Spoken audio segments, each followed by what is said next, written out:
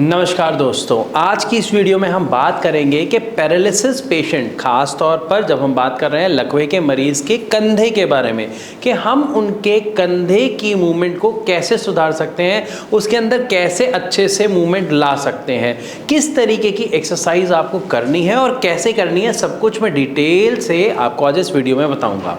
But ध्यान रखें कि जब आप ये एक्सरसाइज कर रहे हैं तो आपके कपड़े ढीले ढाले होने चाहिए और साथ ही आपके आसपास कोई दीवार होनी चाहिए, क्योंकि दीवार की मदद से ही आप इस एक्सरसाइज को बड़े आराम से कर पाएंगे और साथ ही साथ इस एक्सरसाइज का जो रिजल्ट है वो आपको खुद देखने को मिलेगा। और इस एक्सरसाइज की सबसे अच्छी बात क्या है कि इस एक्सरसाइज में आपको किसी का सहारा या सपोर्ट की ज़रूरत नहीं चाहिए।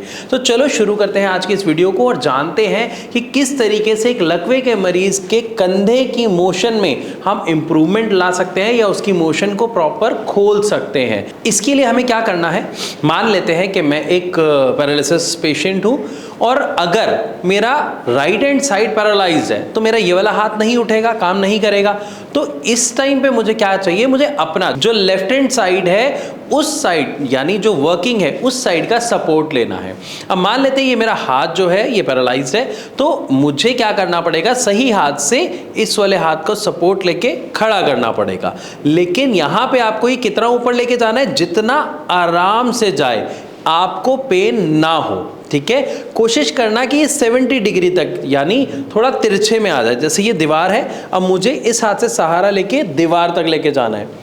मैंने यहाँ पर ये मुट्ठी बंद क्यों कर रखी है, क्योंकि ज़्यादातर जो पैरालिसिस पेशेंट्स होते हैं उनमें देखने को मिलता है कि उनकी मुट्ठी ऐसे बंद रहती है, उनका हाथ खुल नहीं पाता है, उसमें प्रॉपर जान नहीं आ पाती है। अब मैं आपको ये इतनी डिटेल से क्यों बता पा रहा हूँ, क्योंकि जब भी मैं लकवे के पेशेंट्स को देखता हूँ, उनकी प्रॉब्लम्स को देखता हूँ, तो मैं उस प्रॉब्लम को समझ के उनको एक्सरसाइज सजेस्ट करता हूँ जिससे उनको शानदार रिजल्ट मिल सके, और ख़ास तौर पर ऐसी एक्सरसाइज जिसमें आपको किसी पर निर्भर ना होना पड़े और आप वो एक्सरसाइज खुद करके अपनी जिंदगी में बदलाव ला सकें। तो इसमें आपको क्या करना है, दोबारा देखिए, आपको अपनी पैरालाइज वाली साइड यानी लकवे वाली साइड को दूसरी साइड से उठाना है। अब ये हाथ आपको ऐसे ऊपर कर देना है और दीवार पे रख देना है। अब ये जब आप हाथ दीवार पे रखेंगे तो यहां पर आपको प्रैक्टिस करनी है कि ये धीरे धीरे हाथ ऐसे जाए, लेकिन ये इधर नहीं जाना चाहिए। ये हाथ आपको क्या ध्यान रखना है, धीरे धीरे इस तरीके से ऊपर जाए और स्ट्रेट होने के बाद जब नीचे आएगा तो आपको यहाँ पर इस हाथ का प्रयोग सिर्फ उसको रोकने के लिए करना है, वो भी हल्का सा। आपके मेन एफर्ट्स क्या होंगे कि आपका हाथ खुद से यूं जब गिरता है आपको उसको रोकना है कि आपका हाथ गिरे नहीं, वो धीरे धीरे नीचे आए, आपको रोकना है। तो आपका यहाँ पर जो एफर्ट आया वो कब आया, ऊपर उठाने में कम आया।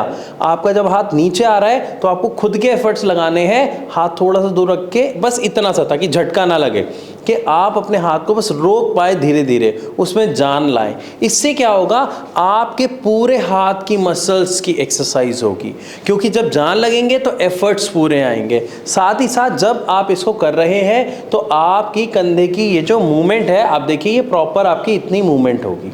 तो जब आप स्टार्टिंग में एक्सरसाइज शुरू कर रहे हैं तो ये एक्सरसाइज आपको ऐसे ही करनी है और स्पीड बिल्कुल स्लो रखनी है, जितनी आप स्लो रख सकते हैं। इसके करने से आपके कंधे में बहुत अच्छा रिलैक्स और मूवमेंट आपको देखने को मिलेगी।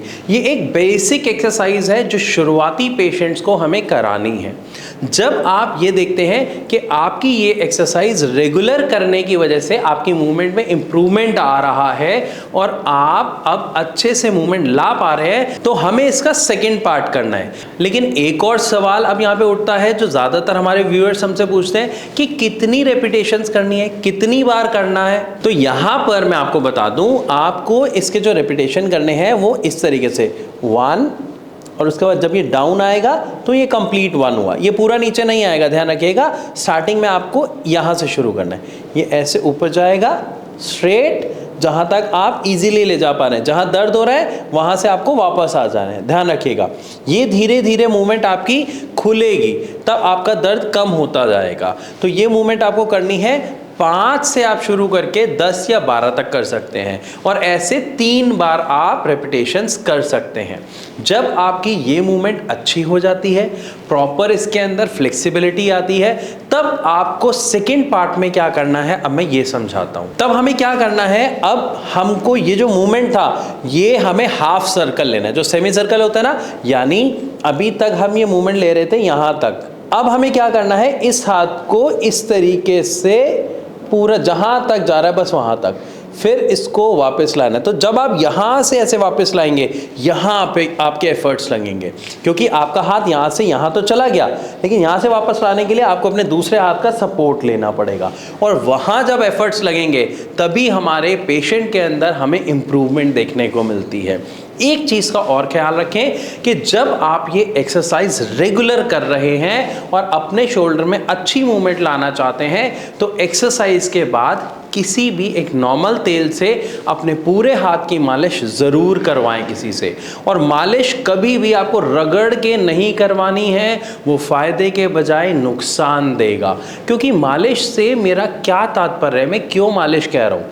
जब हम एक्सरसाइज कर रहे हैं तो हमारी मसल्स टियर होती हैं, टायर्ड होती है, थक जाती हैं, तो हम जब वहाँ पर हल्के हाथ से मालिश करवाते हैं, ध्यान रखिएगा मालिश आपको ऊपर से नीचे की ओर नहीं करनी, आपको नीचे से ऊपर की ओर करनी है, बिल्कुल हल्के हाथ से। क्योंकि मालिश करने का रीजन क्या है, रीजन है आपके हाथ में गर्माहट देना।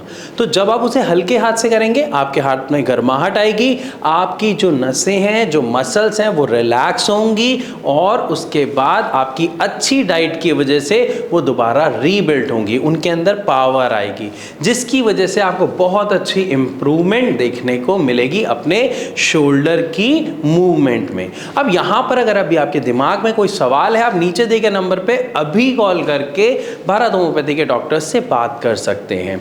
लेकिन ध्यान रखिए, जब भी हम यहां पर बात करते हैं एक पैरालिसिस पेशेंट की इंप्रूवमेंट के लिए, तो उसकी इंप्रूवमेंट अगर आप ध्यान दें पहले 5 महीने में बहुत शानदार आपको देखने को मिली, उसके बाद कम हो गई। ऐसा होता है हमारे दिमाग में एक प्रोसेस की वजह से, यानी हमारे दिमाग में एक काम होता है, एक प्रोसेस चल रहा होता है जिसका नाम होता है न्यूरोप्लास्टिसिटी।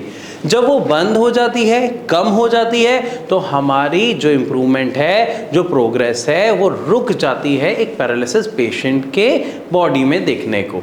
तो हमें यहाँ पर क्या करना है, हमें ऐसे ट्रीटमेंट, ऐसी मेडिसिन की ज़रूरत है जिससे न्यूरोप्लास्टिसिटी को दोबारा रीबूस्ट कराया जा सके, यानी दोबारा स्टार्ट कराया जा सके, उसे बढ़ाया जा सके।